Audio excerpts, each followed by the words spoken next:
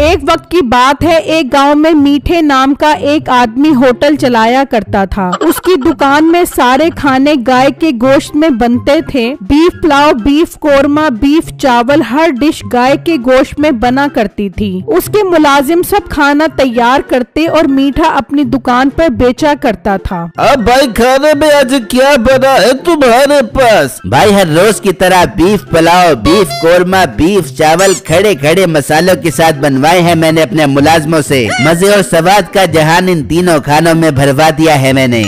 मैं तो रोज खाना खाता हूँ, तुम्हारा खाना अपनी तारीफ खुद करता है, मजे से भरपूर होता है। बहुत शुक्रिया जनाब तारीफ करने के लिए। आप लोगों की तारीफ ही मुझे हौसला देती है, तभी तो दिन ब दिन खानों में स्वाद बढ़ता जा रहा है। ठीक है, 2 प्लेट बीफ कोरमा और 2 प्लेट चावल पैक कर दो। ठीक है जनाब, अभी पैक करवाता हूँ। और छोटे साहब को 2 प्लेट बीफ कोरमा और 2 प्लेट बीफ चावल पैक कर दे। ठीक है साहब जी, मैं अभी पैक करके देता हूँ। मीठे का काम बहुत अच्छा चल रहा था। मीठा घर पर अपनी बीवी नसीबों के साथ रहता था और आजकल नसीबों की माँ उसके घर आई हुई थी। अरे नसीबो, तेरा शोहर होटल पर जो खाना बनाता है वो घर भी लेके आता है कि नहीं? हाँ, अम्मी जान वो रोज शाम में खाना घर लेके आता है। बीफ कोरमा, बीफ चावल मैं तो रोज शाम में मजे लेके खाती हूँ। बीफ कोरमा और बीफ चावलों का नाम सुनकर तो मेरे मुँह में पानी आ रहा है। आज तो मैं खूब खाऊंगी। हाँ अम्मी जान, शाम में वो लेकर आ जाबे, फिर मैं आपको बीफ कोरमा और बीफ चावल खिलवाऊंगी।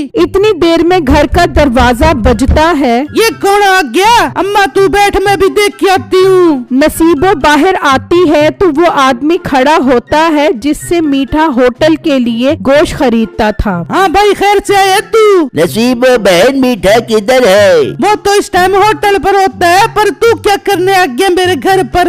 होटल पर जाकर पैसों की बात करना मुझे ठीक नहीं लग रहा था, इसीलिए मैं घर पर ही आया हूँ। वो मीठे ने 2 हफ्तों से गोश्त के पैसे नहीं दिए। उसका खाता अब काफी बढ़ गया है। जब आए तो उसे मेरी दुकान पर भेज देना।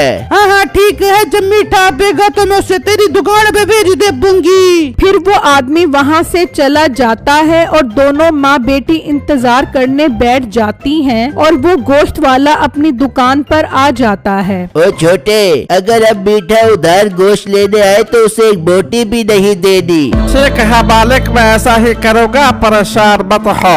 फिर जब शाम होती है तो मीठा अपने घर आता है। अरे मीठे, ये क्या खाली हाथ क्यों आ गया? बीफ कोरमा और बीफ चावल का पर है। अरे नसीबो, आज तो ग्राहकों का रश ही बहुत रहा है मेरी दुकान पर। एक के बाद एक ग्राहक सारे का सारा खाना ही चट कर गए। सुन ले नसीबो, सारा खाना लोगों को खिला दिया, तेरी माँ के लिए कुछ भी नहीं लेकर आया। तो ग्राहकों को वापस मोड़ देता कि मेरी सास आई हुई है, उसके लिए खाना लेकर जाना है। अरे अम्मी, आप परेशान मत हो, घर पर गोश्त पड़ा है, मैं जाकर आपको बीफ कोरमा बना देती हूँ। अच्छा मीठे, एक बात सुन, गोश्त वाला आया था, कह रहा था कि जब मीठा आवे तो उसे मेरी दुकान पे भेज दे भी हो। अरे हाँ बेगम, उस गोश्त वाले के भी बहुत सारे पैसे देने हैं मैंने। कल उससे गोश्त लेने जाऊंगा तो खामखा नखरे करेगा। तो तू क्या दिन नहीं खाते, तेरे पैसे दे देंगे, चुप करके गोश्त दे। फिर जब अगला दिन निकलता है तो मीठा उस गोश्त वाले के पास जाता है। भाई साहब, 20 किलो रान का गोश्त बना दो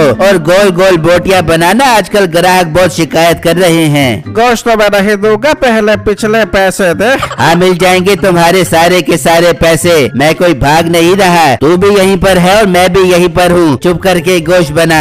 बेटे तो चुप करके निकल जा। अगर गोश्त चाहिए तो पहले पिछले सारे पैसे दे, वरना एक बोटी भी नहीं मिलेगी। बहुत तुझे बोलना रहा है, लगता है तेरे मालिक से बात करनी पड़ेगी। मुझे मालिक ने ही मना किया है बगैर पैसों के तुझे गोश्त देने से। अब मेरा मुँह ना देख, पैसे लेकर आ। मीठे को उसकी बात सुनकर बहुत गुस्सा आता है। तभी उनकी दुकान पर एक ग्राहक आता है। भाई, आधा किलो चर्बी वाला गोश्त दे दो, आज मैं अम्मी को बोलकर कोरमा बनवाता हूँ। ठीक है भाई, भाई अभी बनाता हूँ। सुनाओ तुम्हारा गधा जो चोरी हो गया था वो मिल गया कि नहीं? हाँ भाई वो मिल गया था। वो गधा मैं जिससे खरीद कर आया था उसके पास वापस चला गया था। मैं तो डर ही गया था कि कहीं कोई मेरा गधा काट कर ही ना खा गया हो। आजकल तो लोगों का एतबार ही नहीं है, हराम जानवरों का गोश्त भी बेच देते हैं। ये बात सुनने की देर थी कि मीठे का शैतानी दिमाग काम करना शुरू कर देता है। अरे वाह, गधे का गोश्त, ये तो मुझे बहुत सस्ता पड़ेगा। लोगों को क्या पता चलेगा कि ये गोश्त गाय का है या गधे का है। मुझे इसका गधा उठाना पड़ेगा। अब बेटे तू क्या सोच रहा है? जा पैसे लेकर आ वरना गोश्त नहीं मिलेगा। तो ना दे तू मुझे गोश्त, मैं कोई तेरे गोश्त का भूखा नहीं हूँ। मैं तेरे से गोश्त नहीं लेता और अब तू मुझसे पैसे लेकर दिखा। ये कहकर मीठा चला जाता है और दुकानदार उसे देखता ही रह जाता है। फिर बिट्टू भी उससे गोश्त लेकर चला जाता है तो मीठा उसका पीछा करने लग जाता है और उसका घर देख लेता है। अम्मी जान मीठा गोश्त लेके आने वाला है, आप एक काम करो आज गोश्त तो दो दे बो। अरे नसीबा मेरे हाथ में बहुत दर्द हो रही है, तू धोली बर्तन, मैं अपने घर जा रही हूँ भाई, मुझे बहुत सारे काम करने हैं। फिर नसीबों की माँ चली जाती है और तभी मीठा भी आ जाता है। ये तेरी माँ कहाँ जा रही है? अम्मी जान को गोश्त धोने का बोला था, उन्हें काम याद आ गया। तू छोड़ मीठे, ये बता गोश्त कहाँ पर है? अरे नसीबो, उसने गोश्त नहीं दिया, कहता है पहले पैसे लेकर आओ फिर गोश्त मिलेगा। हाय मीठे, अब हम क्या कर बेबेंगे? अरे नसीबो, मैंने इसका बहुत अच्छा हल निकाला है, तू सुनेगी तो खुशी से पागल हो जाएगी। फिर मीठा उसको सारी बात बताता है तो नसीबो सुनकर खुश हो जाती है। मीठे गधे का गोश्त तो मुफ्त में पड़ बेबेगा और प्रॉफिट खूब बढ़ बेबेगा और एक गधा 3 दिन चले बेबेगा। हाँ, रात होने दे, फिर मैं वो गधा लेकर आऊंगा, फिर घर पर ही उसका गोश्त बनाएंगे। वहाँ मीठे के होटल के सारे ग्राहक इंतजार कर रहे होते हैं। ये क्या तुम्हारे मालिक ने आज होटल नहीं खोला? हमने तो बीफ कोरमा खाना था। भाई साहब लगता है आज मालिक की तबीयत खराब हो गई है। आप सब लोग कल आना, कल आप सबको सब कुछ खाने को मिलेगा। फिर जब रात होती है तो मीठा बिट्टू के घर से गधा ले जाता है और घर लाकर उसका गोश्त बनाता है। मीठे ये तो बहुत सारा गोश्त है, पूरे 3-4 दिन चले जाएगा। हाँ बेगम, तू बाकी गोश्त फ्रिज में रख दे और अमीर होने की तैयारी कर। फिर जब अगला दिन निकलता है तो बिट्टू देखता है कि उसका गधा है ही नहीं। मेरा गधा कहाँ चला गया? लगता है ये दोबारा अपने पुराने मालिक के पास गया होगा। मैं भी उससे जाकर लेकर आता हूँ। बिट्टू उसी गधे वाले के पास जाता है लेकिन वो उसे बताता है कि उसका गधा तो उसके पास नहीं आया। वो परेशानी में वापस घर आ जाता है। वहाँ मीठा उसी गधे के गोश्त का खाना तैयार करवाता है। भाई साहब कब होगा खाना तैयार? बहुत जोर की भूख लग रही है। जरा हौसला रखो, आप सब लोगों को कौरमा और चावल मिलेंगे। सबर नाम की भी कोई चीज होनी चाहिए। हाँ छोटे, कितनी देर है खाना तैयार होने में? बस मालिक, खाना तैयार हो गया है, आप लोगों से पैसे लो, मैं खाना पैक करके देता हूँ। वहाँ कसाई अपने मुलाजिम को कहता है, छोटे मीठे के पैसे आए कि नहीं? नहीं मालिक, मीठे ने अभी तक पैसे नहीं दिए और गोश्त भी नहीं खरीदा। मतलब उसने होटल बंद कर दिया है? रुक, मैं जाकर देख कर आता हूँ। वो अपनी दुकान से निकलता है तो तभी बिट्टू उसके पास गोश्त लेने आता है। भाई आधा पाव गोश्त दे दो। क्या हुआ बिट्टू? लगता है आजकल हालात काफी खराब जा रहे हैं तुम्हारे, जो आधा पाव गोश्त ले रहे हो। हाँ भाई, मेरा गधा फिर से चोरी हो गया, जाने कौन मेरा गधा उठा कर ले गया। अच्छा परेशान मत हो, अल्लाह सब बेहतर करेगा।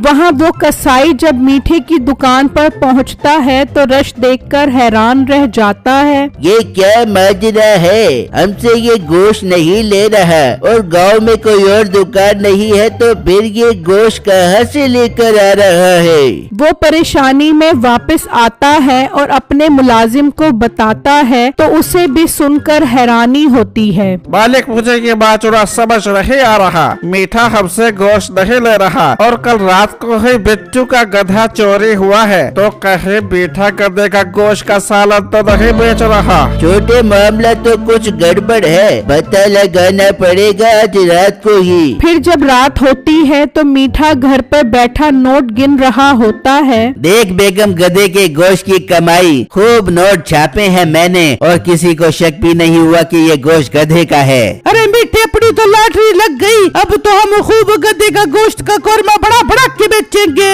अच्छा, तो गधे के गोश्त का कोरमा बेचेगा तू? तुम दोनों को तो मैं अभी पुलिस के हवाले करता हूँ। मीठे, तुम्हें शर्म आनी चाहिए, हराम जानवरों का गोश्त लोगों को खिलाते हो। इसकी यही सजा है कि इसे आज ही पुलिस के हवाले कर दिया जाए। फिर वो मीठे और नसीबों को पुलिस के हवाले कर देते हैं। बेटो, कल से तुम मीठे का होटल संभालोगे। पर भाई, मेरे पास तो पैसे नहीं है गोश्त खरीदने के लिए। गोश्त तुम्हें मैं दूंगा, तुम खाना बनवा कर बेचना और मुझे मेरे गोश्त के पैसे देते रहना। ठीक है भाई, आपका बहुत बहुत शुक्रिया। फिर अगले ही दिन से बिट्टू वो होटल संभाल लेता है।